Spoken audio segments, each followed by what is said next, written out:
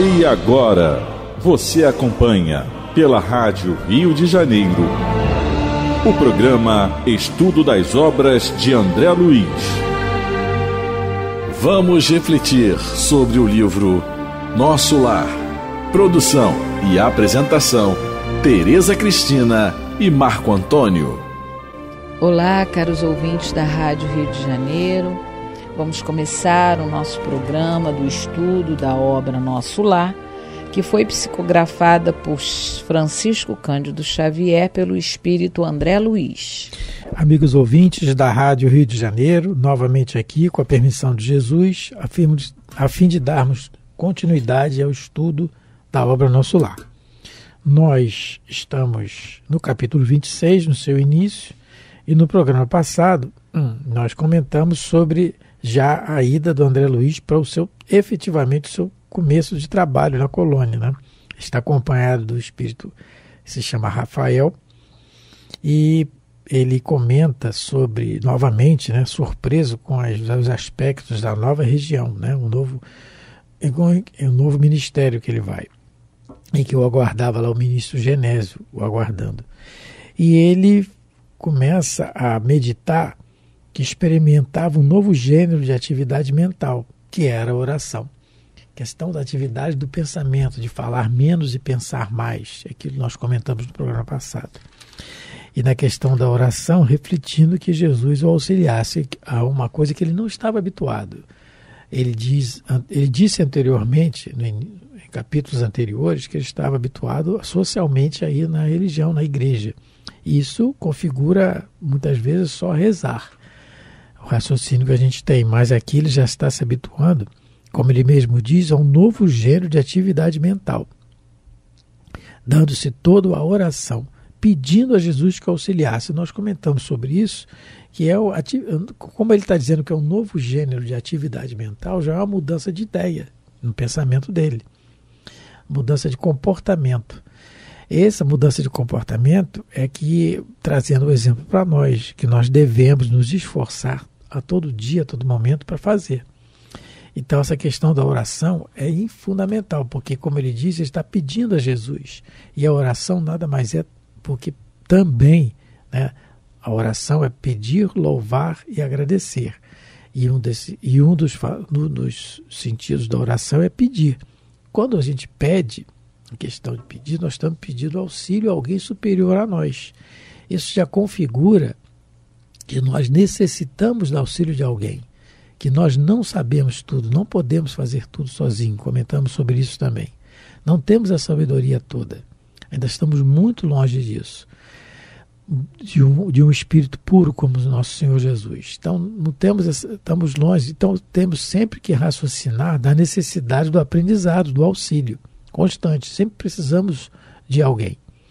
Então, ele diz isso aqui, pedindo a Jesus me auxiliasse.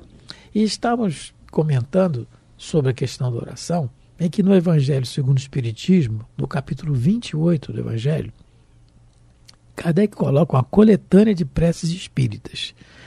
E ele vem dizendo, muito interessante, porque isso não são fórmulas para resolver problemas que nós vamos, muitas vezes, erroneamente, nós podemos pensar que essa coletânea que Kardec coloca seriam fórmulas para nós resolvermos os problemas. Eu estou com um problema tal, vou orar aqui desse tipo, Kardec falou, para pedir um conselho nas aflições da vida e vou resolver o problema. Não é isso.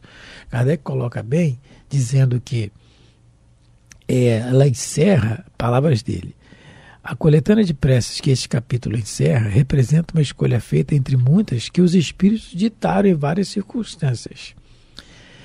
E eles, sem dúvida, podem ter tirado outras em termos diversos, apropriadas a certas ideias. A diversidade das fórmulas nenhuma diferença deve criar entre os que nele creem. Não há, pois, considerar esta coletânea como um formulário absoluto e único, mas apenas uma variedade no conjunto de instruções que os espíritos ministram. É uma aplicação dos princípios da moral evangélica desenvolvidos nesse livro. Então, as orações que ele diz aqui não são fórmulas, absoluto e único. É apenas, ele está dizendo, da moral do Cristo, colocando como deveríamos pedir, de que jeito, né? Então é muito interessante esse capítulo, que nós leiamos e que reflitamos sobre ele, porque ele vem dizendo que o objetivo da prece consiste em elevar nossa alma a Deus. Ele vem dizendo que a forma da prece nada vale, que o pensamento é tudo. Então, que as palavras bonitas, ditadas às vezes efusivamente, de nada adiantam. O que vale é o conteúdo, o sentimento que vai nela. É isso que ele está dizendo, né? Isso é muito importante também. Tereza, quer comentar alguma coisa que faltou? Não, podemos começar a ler. Então, vamos começar a ler o terceiro parágrafo. Faltou um detalhe. A Tereza leu também do Caminho, Verdade e Vida, o prefácio, né? Interpretação dos textos sagrados. E aí, em cima disso, desse raciocínio que ela leu, lembramos também do diálogo de Jesus com a mulher no poço de Jacó, em que ela pergunta a ele. Ela diz assim: Senhor, ela era samaritana e havia uma rixa muito grande entre os samaritanos e os judeus. E ela era samaritana e pergunta a Jesus: Senhor, Rabi, aonde devo adorar a Deus? Em Jerusalém ou no Monte Garizim? No Monte Garizim, né?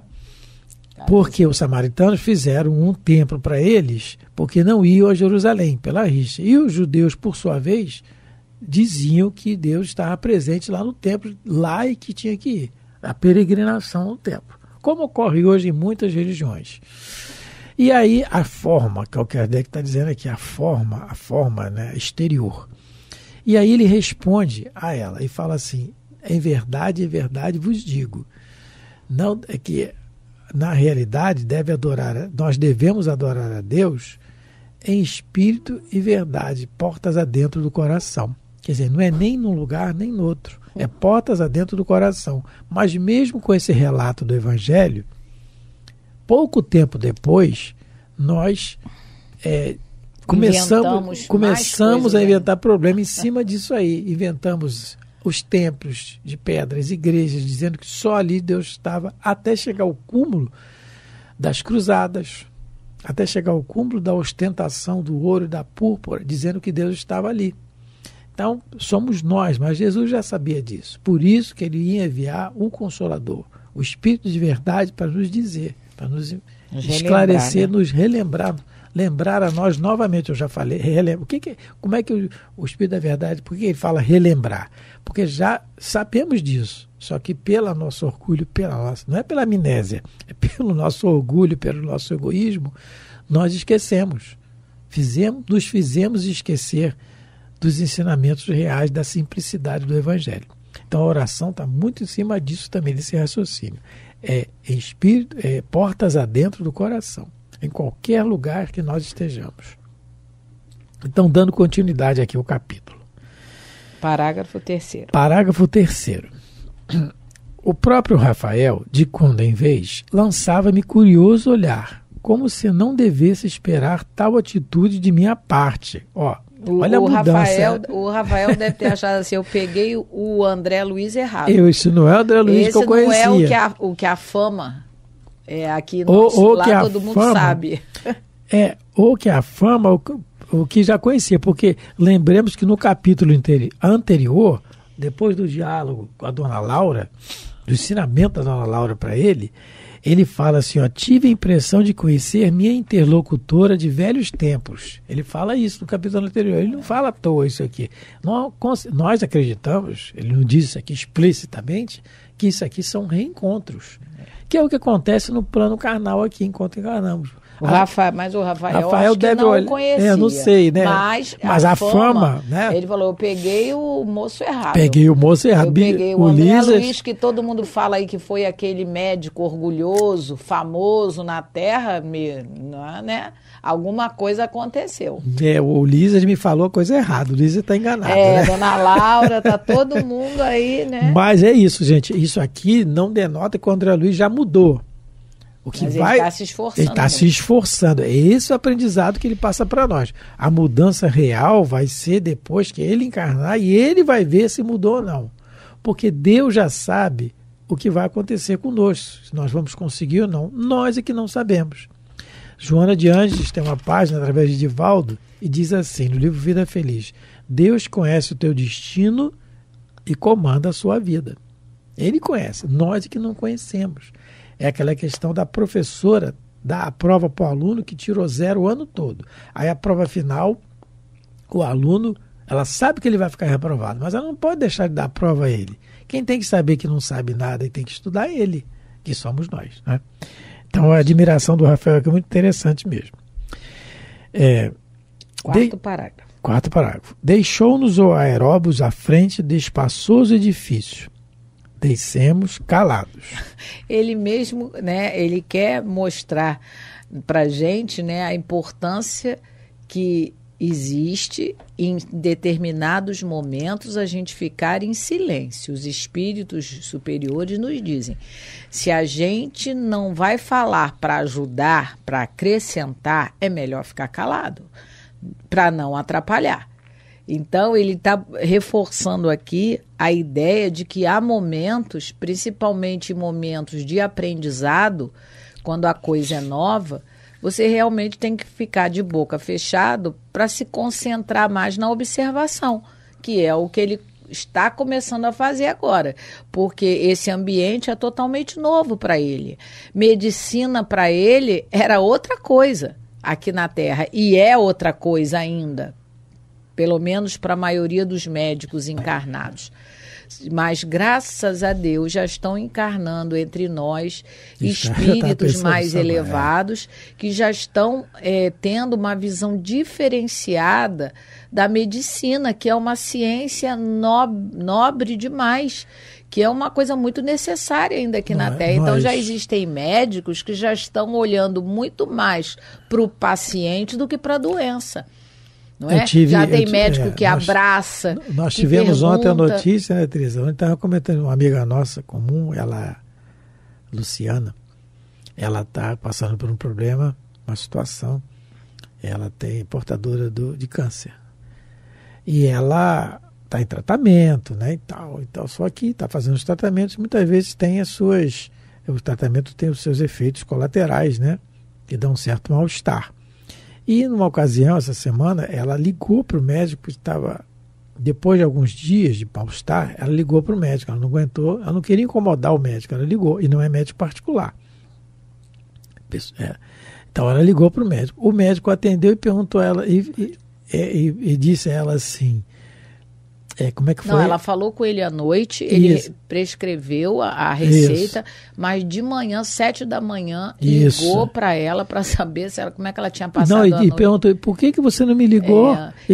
Por favor? E ela comentou conosco que ele, quando os pacientes chegam, ele abraça, olha só, então, ele já só vai essa dando atitude, passe nos pacientes. Atitude, por que você não me ligou antes, por favor? Então ele abraça, então...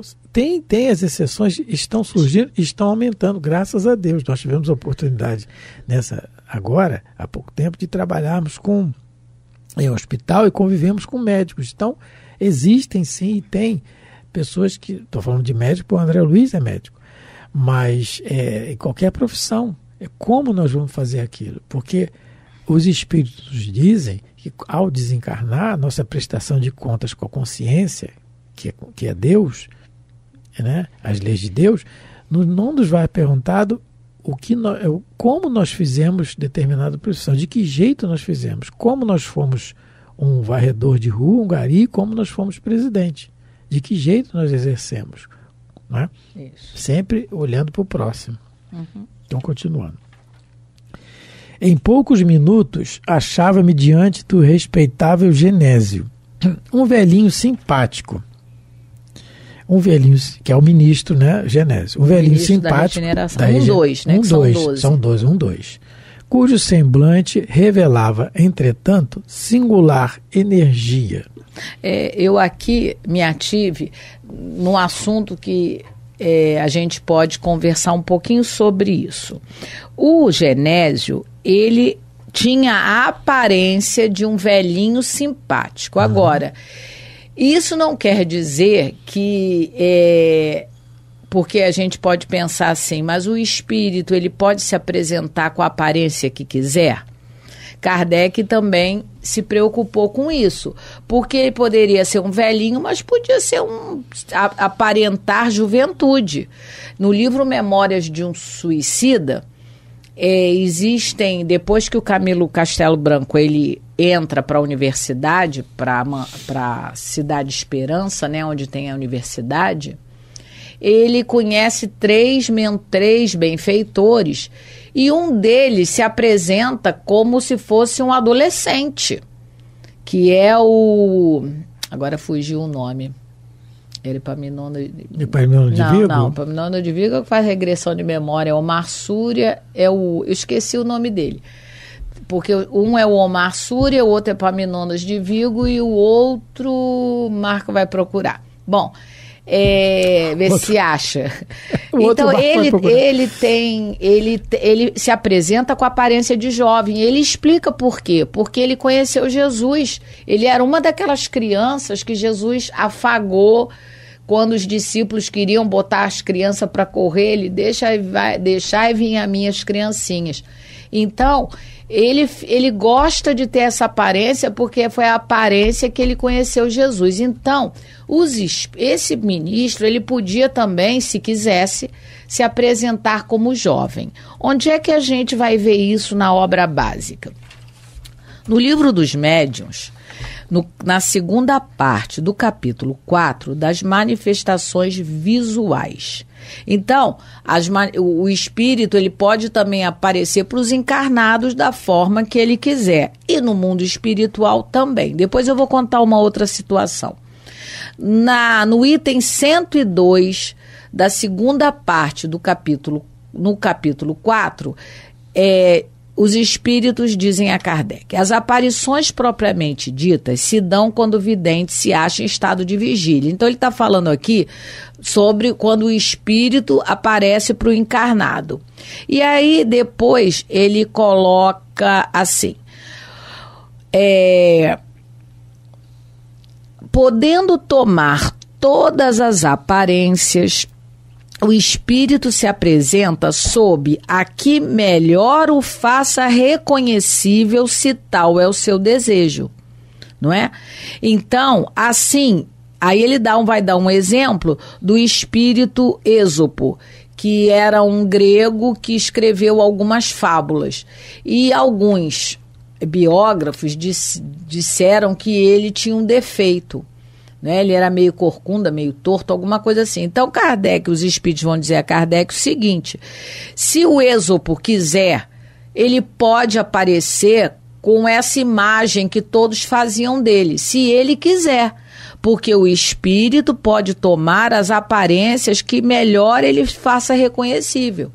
Ele às vezes pode até tomar a aparência de um animal para assustar as pessoas. Não é isso? Ele pode fazer isso, porque o perispírito é plástico, vamos dizer assim, é mais sutil, é mais maleável. Então, o ministro Zenésio, ele quis aparecer como um velhinho simpático, mas ele poderia ter a aparência, se quisesse, de um jovem simpático.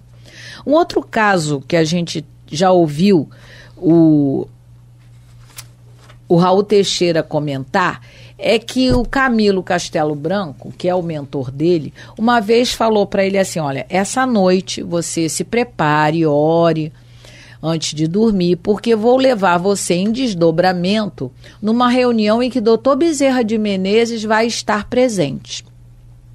E ele, né, imagina, né? Quem de nós não gostaria, né? E ele se preparou em desdobramento, foi para tal reunião, e essa reunião numa colônia espiritual superior, e ele começou a procurar Dr. Bezerra de Menezes, porque qual é a imagem que nós temos de Dr. Bezerra de Menezes? A imagem que todos nós, os espíritas e não espíritas, guardamos do Dr. Bezerra de Menezes é um senhor, um velhinho de barba branca, não é? Com barba e de uma certa idade. Então ele começou a procurar esse Dr. Bezerra de Menezes com essa aparência, e ele não achou.